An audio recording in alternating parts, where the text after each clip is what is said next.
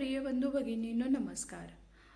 स्वकष्टार्जित मालमत्ता यालाच कायदेशीर भाषेत सेल्फ ॲक्वायर प्रॉपर्टी असे म्हणतात। स्वकष्टार्जित मालमत्तेचा अर्थच मुळात एखाद्या व्यक्तीने स्वतःच्या कष्टाने, स्वतःच्या उत्पन्नातून आणि स्वतःच्या पैशातून खरेदी केलेली मालमत्ता ही त्या व्यक्तीची स्वकष्टार्जित मालमत्ता असते।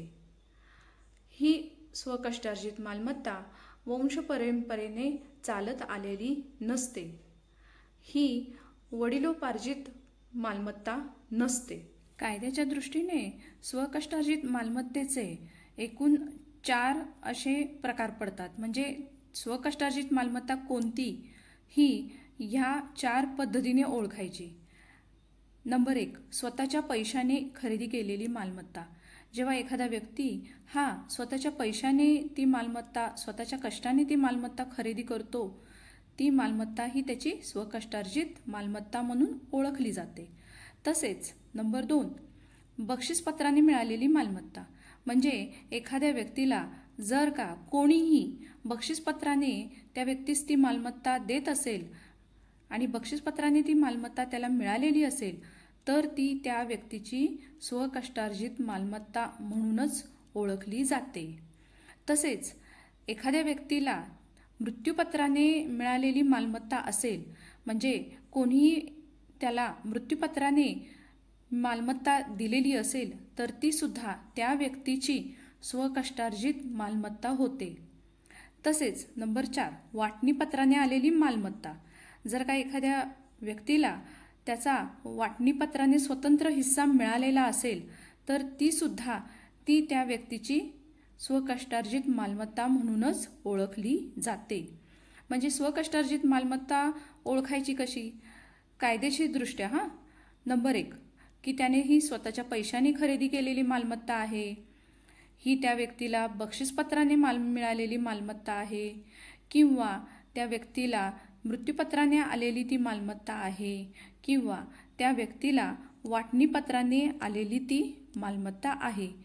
ह्या पद्धतीने आलेली मालमत्ता ही त्या व्यक्तीची स्वकष्टार्जित मालमत्ता म्हणूनच ओळखली जाते। आता स्वकष्टार्जित मालमत्ता ह्याच्यावर कोणाचा कायदेशीर हक्क असतो? तर ज्या व्यक्तीची जी स्वकष्टार्जित मालमत्ता असते त्याच व्यक्तीचा संपूर्ण हक्क त्या मालमत्तेवर असतो आणि तोच व्यक्ती ठरवू शकतो की ती मालमत्ता विकायची, दान करायची किंवा मृत्यूपत्राने कुणाला द्यायची। हा संपूर्ण हक्क हा त्या एकमेव व्यक्तीचा असतो ज्याने ती मालमत्ता स्वकष्टार्जित पद्धतीने मिळवलेली असते। आता त्या व्यक्तीच्या मुलांचा, नातवांचा त्या प्रॉपर्टीवर कोणताही हक्क नसतो। जोपर्यंत ती व्यक्ती जिवंत आहे तोपर्यंत त्याची मुलं किंवा नातवंड त्या मालमत्तेवर हक्क सांगू शकत नाही। त्यामुळे ती व्यक्ती मेल्यानंतर सर्वजण आपापसात भांडायला सुरुवात करतात। म्हणूनच ज्याची स्वकष्टार्जित मालमत्ता असते त्याने योग्य शहाणपणा दाखवून व्यवस्थित पद्धतीने आपल्या हयातीतच त्या प्रॉपर्टीची विल्हेवाट लावली पाहिजे। अन्यथा त्याच्या माघारी त्याचे वारसदार भांडत बसतात। हे टाळण्यासाठीच मृत्यूच्या अगोदरच त्याने त्या प्रॉपर्टीची व्यवस्थित नियोजन पद्धतीने विल्हेवाट लावली पाहिजे आणि त्याचे मृत्यूपत्र करून ठेवले पाहिजेत, जेणेकरून त्याच्या पश्चात त्याच्या वारसदारांमध्ये वादविवाद उद्भवत नाहीत। यासाठी हायकोर्टच्या एका जजमेंटचा उल्लेख करावासा वाटतो। या केसची पार्श्वभूमी अशी आहे की मुलाने त्यांच्या वडिलांविरुद्ध वाटणीचा दावा केला। मुलाचा असं म्हणणं होतं की ही जी मालमत्ता आहे ती वडिलोपार्जित मालमत्ता आहे, त्यामुळे मला त्यात वाटणी मिळाली पाहिजे. परंतु या दाव्याच्या चौकशीअंती हे सिद्ध होतं की त्या वडिलांना ती प्रॉपर्टी ही एका वाटणीच्या माध्यमातून आलेली असते. ती त्या मुलाच्या वडिलांना त्यांचा स्वतंत्र हिस्सा वाटणीतून मिळालेला असतो. त्यामुळे ती त्या वडिलांची स्वतंत्र अशी स्वकष्टार्जित प्रॉपर्टी होते. त्यामुळे वडिलांच्या या प्रॉपर्टीमध्ये जी त्यांना एका पार्टिशन डीडमधून स्वतंत्र अविभाज्य हिस्सा मिळालेला असतो, त्यातून त्याचा मुलगा वडिलांच्या प्रॉपर्टीमध्ये हिस्सा मागू शकत नाही. जोपर्यंत वडील हयातीत आहेत तोपर्यंत तो मुलगा त्यांच्या वडिलांच्या प्रॉपर्टीत हिस्सा मागू शकत नाही.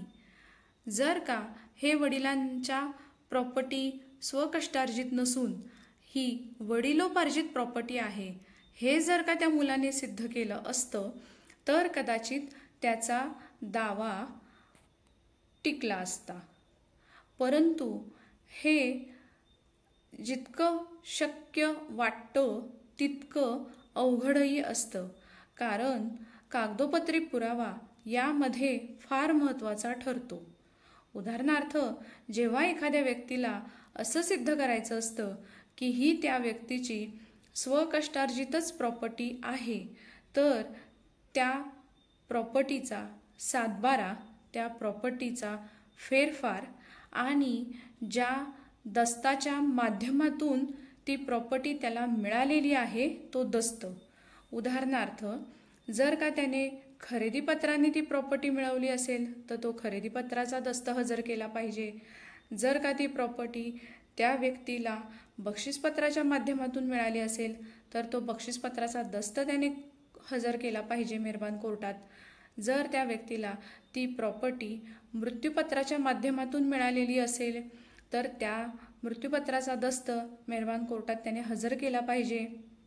तसेच जर का पूर्वी पार्टिशन झालं असेल आणि त्याला त्याचा स्वतंत्र हिस्सा मिळालेला असेल तर ते पार्टिशनचा तो वाटपाचा दस्त किंवा कोर्टाच्या माध्यमातून निकाल होऊन त्याला तो मिळालेला असेल तर तो निकाल, तो दस्त त्याने मेहरबान कोर्टात हजर करणे आवश्यक ठरते.